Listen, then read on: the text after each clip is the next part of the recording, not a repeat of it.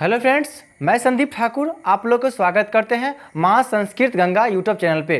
तो फ्रेंड्स, अगर आप 10वीं कक्षा में पढ़ते हैं तो आपके लिए ये चैनल बहुत ही खास होने वाली है, क्योंकि आपको यहाँ जीरो से लेकर और अंत तक बढ़ाए जाएंगे। आप जो कमज़ोर छात्र होंगे, जो स्टूडेंट कहीं ट्यूशन कोचिंग या कहीं इंस्टीट्यूट नहीं जा सकते हैं, तो स्टूडेंट वह घर बैठे बैठे सीख सकते हैं। तो हर एक स्टेप पर ध्यान दीजिए और अंत तक देखें, ताकि अंत में जो वो मनोरंजन होगा वो आपके लिए बिल्कुल सही होंगे। और वह सब ध्यान से देखी, अगर अच्छा लगी तो आप इस सबके शेयर कर दी, ताकि नेक्स्ट वीडियो आपके पास जल्द से जल्द पहुंच पाई। तो रवा लोग बनी रही और देखी। चलिए हम स्टार्ट करता नहीं। वर्ण या अक्षर किसे कहते हैं? वर्ण उस मूलध्वनि को कहते हैं जिसका खंड या टुकड़ा नहीं किया जा सकता है, जैसे अ, छोटी ई, छोटी ऊ, क हलंत, ख हलंत, ग हलंत, इस प्रकार से बहुत सारे हो सकते हैं।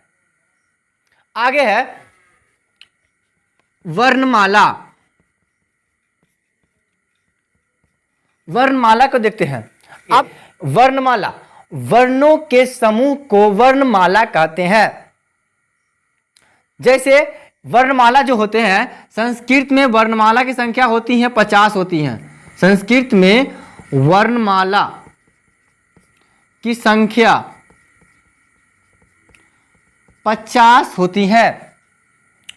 यहां देखिए, अ, आ, ई, उ, री, ली, बड़ी, ठीक है, ए, आई, ओ, औ, क, ख, ग, घ, अंग, च, छ, ज, झ, य, ट, ठ, ड, ढ, न, त, थ, द, ध, न, प, फ, ब, भ, म, य, र, ल, व, तालाब स, मूर्धांश स, दंश ह, ठीक है। अगला होता है अंशवार।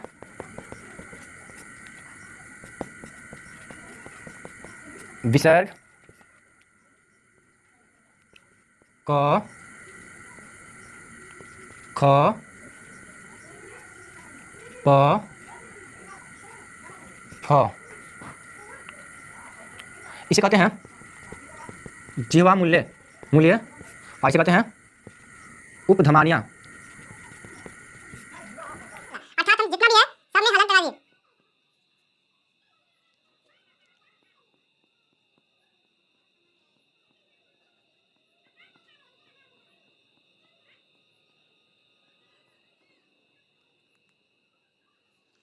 आपके सामने में वर्णमाला हम तो समझ गए हैं, इसे ही हम अब शॉर्टकट में कैसे जानेंगे।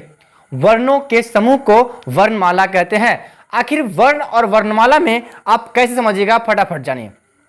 मान लीजिए आपके सामने में एक हम माला बनाते हैं। ये जो माला हम बनाए हैं, मान लीजिए ये माला, ये फूल है और ये पूरा भाग को माला कहते हैं। अब ये देखिए, फूल को मान लीजिए वर्ण, पूरे समूह को अब हम कहते हैं वर्णमाला।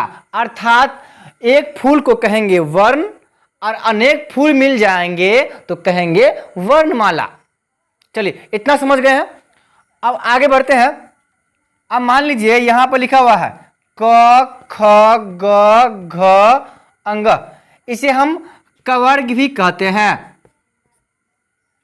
अब आगे है च, छ, ज, झ, या, इसे हम चवर्ग कहते हैं। अब आगे है ट, ठ, ड, ढ, न, इसे हम टवर्ग कहते हैं। तो थ, द, ध, न, इसे हम टवर्ग कहते हैं। प, फ, व, भ, म, इसे हम पवर्ग कहते हैं। अगर ये आपको पता नहीं है तो आप यहां से जान लीजिए। ये जो होती हैं कवर्ग, क से लेकर म तक, क से लेकर म तक संख्या होती है 25 होती हैं, ठीक। और देखिए 2, 2 4, 2 6, 2 8, 2 10, 2 12, 1 13, इसकी संख्या कितना हो गया 13। अब यहाँ 1 2 3 4 5 6 7 8, 8 ये है, 2 ये है, 1 2, 2 ये है और 2 ये है। तो 2 2 4, 8 4 12 और 12 दूना 24, 25, 25 दूना 50। वर्णमाला की संख्या जो होती है वो 25 होती हैं। फ्रेंड्स यहाँ ध्यान दीजिए, हमको जो पढ़ना है संस्कृत में ये आपको कभी जान नहीं छोड़ने वाले हैं। ये अंगस्वर और ये अंगस्वर की मात्रा है, चाहे अनुस्वर कहिए या आप अंगस्वर कहिए, और ये दो बिंदु रहता है यहाँ पे, तो इसे हम कहते हैं विसर्ग। इसे हम संस्कृत में पढ़ेंगे, ह भी पढ़ते हैं। तो थोड़ा स्किप करते हैं और हम चलते हैं, इसको थोड़ा रिवाइज करते हैं और आगे बढ़ जाते हैं। पूरा को यहाँ पर साफ कर लिए हैं, तो अब हम आगे बढ़ना है कि वर्ण को हम दो भाग में बांटते हैं। वर्ण को दो भाग में बांटते हैं, एक होता है स्वर वर्ण और दूसरा होता है व्यंजन वर्ण। चलिए अब हम दो वर्ण आपके सामने में प्रस्तुत कर दिए हैं, तो आप इसको भी जानेंगे ना कि आखिर में स्वर वर्ण क्या होता है और व्यंजन वर्ण क्या होता है। स्वर वर्ण उसे कहते हैं जो अपना स्वयं से खुद इस्तेमाल किया जाता हो। वह वर्ण जिसका उच्चारण किसी दूसरे से ना किया जाता हो, इसका उच्चारण स्वयं ही किया जाता हो। या इसे भी कह सकते हैं कि वह वर्ण जिसका उच्चारण स्वयं या खुद से किया जाता हो, उसे हम स्वर वर्ण कहते हैं।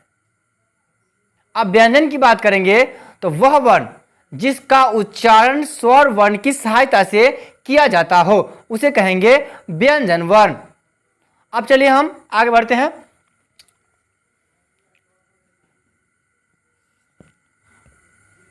स्वर वर्ण को हम तीन भाग में बांटते हैं, ह्रस्व स्वर, दीर्घ स्वर और प्लुत स्वर। चलिए लिखते हैं। पहला है ह्रस्व स्वर, दूसरा है दीर्घ स्वर और तीसरा है प्लुत स्वर। चलिए हम ह्रस्व स्वर के बारे में जानेंगे। ह्रस्व स्वर वह स्वर जिसका उच्चारण में एक समय या काल का बोध होता हो, उसे हम ह्रस्व स्वर कहते हैं। जैसे अ, ई, उ, री, लिरी। अब कहेंगे ह्रस्व स्वर की संख्या 5 होती है, तो यहां पर लिखेंगे 5। अ, ई, उ, री, लिरी। ह्रस्व स्वर की संख्या 5 होती है। फिर से इसका परिभाषा सुन लीजिए। वह स्वर जिसका उच्चारण में एक समय या काल का बोध होता हो, उसे कहेंगे ह्रस्व स्वर। चलिए दूसरा दीर्घ स्वर। वह स्वर जिसका उच्चारण में दो गुना काल या समय का बोध होता हो, उसे कहेंगे दीर्घ स्वर कहते हैं। या इसे भी कह सकते हैं कि वह स्वर जिसका उच्चारण में दुगुना समय लगता हो, उसे कहेंगे दीर्घ स्वर कहते हैं। जैसे आ, दीर्घी, दुर्घु, री, ए, आई, ओ, औ। 1 2 3 4 5 6 7 8। तो कहेंगे दीर्घ स्वर की संख्या 8 होती है। यहां पे लिख देते हैं दीर्घ स्वर की संख्या 8 होती हैं। आप कहेंगे प्लुत स्वर, वह स्वर जिसका उच्चारण में तिगुना समय या काल का बोध होता हो उसे दीर्घ स्वर कहते हैं। तो हम इसे मान ली समझने के लिए हम इसे 3 भी लिखते हैं। अगर मान लीजिए वह स्वर तिगुना समय अर्थात तिगुना मतलब 3 लिखा हुआ है, तो 3 जिसमें रहेगा तो आपको समझ जाना है ये हमारा प्लुत स्वर का होता है। कभी कभी ऐसे ही पूछता है तो कहते हैं ना हे राम राधे कृष्ण, तो ये क्या होते हैं कि ये होते हैं प्लुत स्वर होते हैं। तो चलिए फ्रेंड्स हम फिर से यहाँ पे बढ़ते हैं। तो इतना आप लोग समझ गए हैं तो आप इसे शेयर करें ताकि जो वीडियो आगे नेक्स्ट बनाएंगे तो आपके पास जल्द से जल्द पहुंच पाए। अगर अच्छा लगे तो इसको लाइक कीजिए, कमेंट कीजिए और शेयर कीजिए, ठीक है। अगर मान लीजिए वर्ण, वर्ण उस मूलध्वनि को कहते हैं जिसका खंड या टुकड़ा नहीं किया जा सकता है।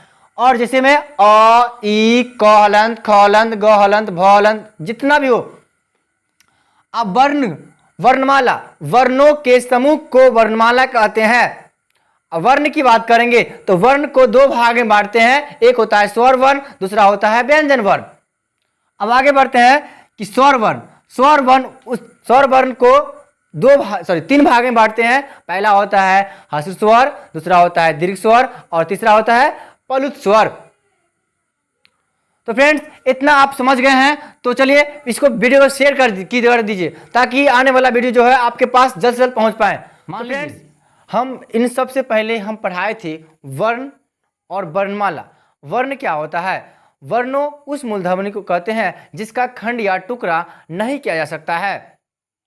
और दूसरा था वर्णमाला, तो वर्णों के समूह को वर्णमाला कहते हैं।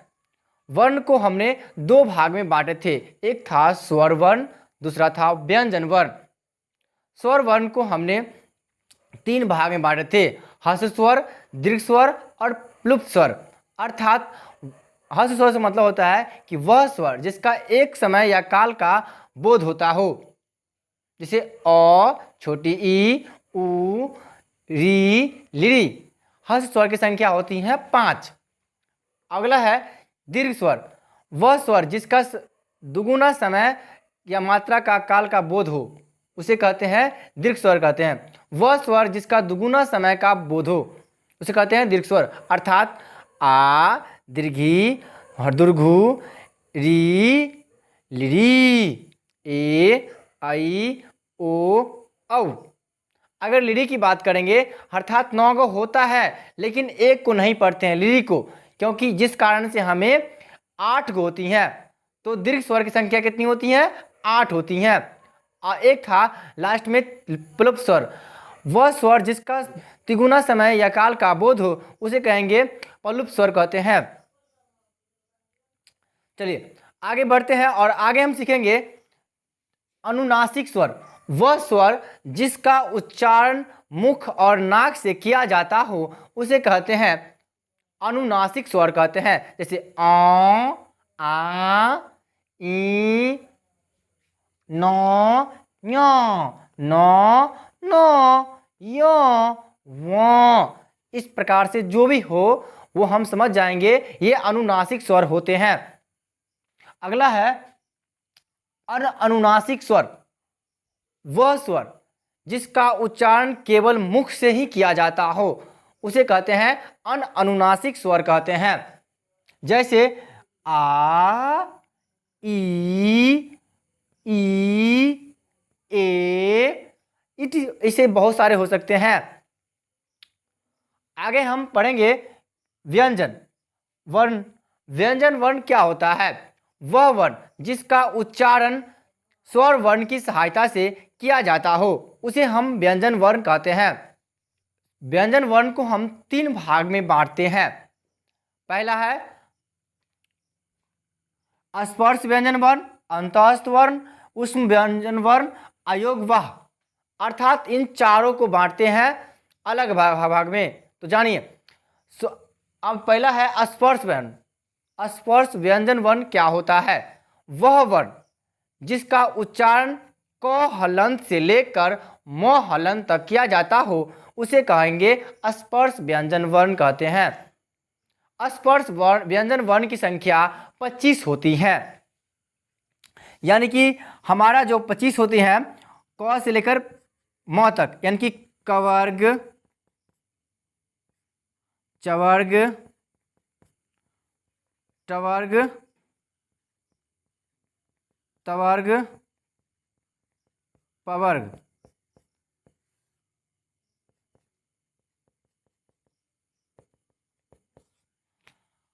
कवर्ग कहने का मतलब होता है क ख ग घ घ र अंग, इसका पूरा समूह। चौ छ जगह कहने का मतलब होता है पूरा इसका समूह, यानी कि चवर्ग। वर्ग मतलब होता है समूह। तो इसका मतलब समझ तो गए होंगे कि कवर्ग चवर्ग से लेकर ये होता है पवर्ग तक 25 होती हैं। तो आगे बढ़ेगा क्वेश्चन कि स्पर्श व्यंजन वर्ण की संख्या जो होती है वो होती है 25 होती हैं। आगे है दूसरा अंतःस्थ वर्ण, य र ल व को अंतःस्थ व्यंजन वर्ण कहते हैं। य र ल व को अंतःस्थ व्यंजन वर्ण कहते हैं। तीसरा है ऊष्म वर्ण, तलाभ्य श, मूर्धन्य श, दंत श और ह को ऊष्म व्यंजन वर्ण कहते हैं। तलाभ्य श, मूर्धन्य श, दंत श और ह को ऊष्म व्यंजन वर्ण कहते हैं। अयोगवाह, अयोगवाह की कहते हैं अंशवार,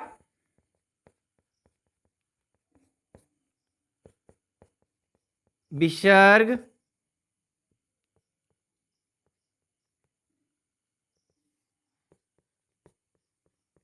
जीवामूल्य,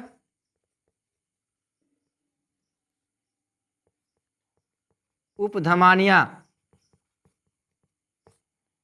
तो अयोगवाह की संख्या जो होती है वो होती हैं 4 होती हैं। और उष्म व्यंजन वर्ण, उष्म का मतलब होता है भाप, यानी कि गर्म होता है। तो इसकी जो संख्या होती है वो 4 होती हैं। अंत, अंत माने होता है मुंह, अस्त माने होता है ठहरना। मुंह के अंदर जाके जो शब्द ठहरता है या जो वर्ण ठहरता है उसे अंतःस्थ व्यंजन वर्ण कहते हैं। जैसे य, र, ल, व, इस प्रकार से जो होते हैं वो अंतःस्थ व्यंजन वर्ण होती हैं। इसकी संख्या जो होती है 4 होती है। वर्ण, वर्ण उस मूलध्वनि को कहते हैं जिसका खंड या टुकड़ा नहीं करते हैं। वर्ण को हम 2 भाग में बांटते हैं, स्वर वर्ण, व्यंजन वर्ण। स्वर को 2 भाग में बांटते हैं, एक ह्रस्व स्वर, दीर्घ स्वर, प्लुत स्वर। और व्यंजन वर्ण, व्यंजन वर्ण को हम 4 भाग में बांटते हैं, स्पर्श व्यंजन वर्ण, अंतःस्थ व्यंजन वर्ण, उस व्यंजन वर्ण और अयोगवाह। ये हम 4 भाग में बांटते हैं। तो फ्रेंड्स, आपको वीडियो पसंद आए तो इसको लाइक कीजिए, कमेंट कीजिए और अपने दोस्तों के साथ शेयर करिए, ताकि वह छात्र जो छात्र कहीं ट्यूशन, कोचिंग या कहीं इंस्टीट्यूट में नहीं पढ़ते हैं या कोई भी प्राइवेट संस्था में नहीं पढ़े होंगे तो उसके लिए ये वीडियो बहुत खास होने वाली है। और कमेंट करके बताएं कि आपको ये वीडियो कैसी लगी। तो मिलते हैं नेक्स्ट वीडियो में, तब तक लिए जय हिंद, जय भारत, जय Shri Krishna. Thank you for watching video.